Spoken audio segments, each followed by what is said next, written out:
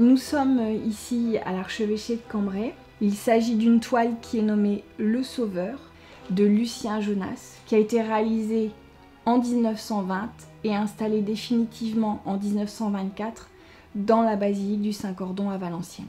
Cette œuvre est le point d'orgue de tout le travail qu'il a mené en tant qu'artiste au service du ministère de la Guerre pendant la Première Guerre mondiale en tant qu'artiste peintre. La basilique du Saint-Cordon est actuellement fermée pour cause de restauration. Le Sauveur méritait d'avoir une vigilance particulière pour être sauvé et être de nouveau rendu au regard des Valenciennois. Ce qui était impressionnant, c'était l'encrassement. Les tableaux en général, la crasse était incrustée de façon différente suivant les endroits, suivant les couleurs, suivant la matière. Je crois que j'ai rarement vu un tableau aussi sale au dos. Ici, vous avez la main d'un des soldats qui tient un poignard.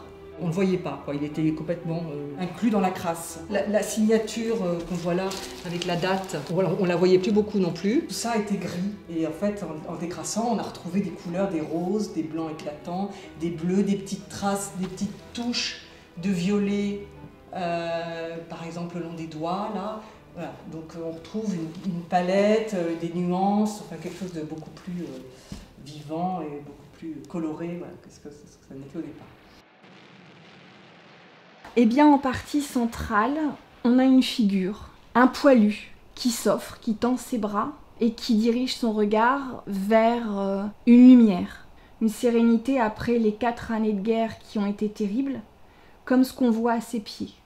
Dans ce cordon, on retrouve des personnages très différents. Ces galibots, ces mineurs, une femme qui tend un orphelin emmailloté, des pleureuses, des magistrats, aussi un rabbin, le grand rabbin Bloch, connu pour avoir ramené à un de ses frères d'armes agonisant un crucifix. On pleure encore ses morts, mais on doit aller de l'avant. C'est ce que symbolise aussi sans doute cette croix qui propose une résurrection. Alors ce prix pèlerin, c'est un véritable encouragement parce que sans ce prix, toutes mes initiatives, depuis 4 ans que je m'évertue à faire sortir ce tableau, à le sortir de l'ombre, à le rendre à nouveau visible, eh bien sans ce prix-là, ça n'aurait pas été possible. Merci.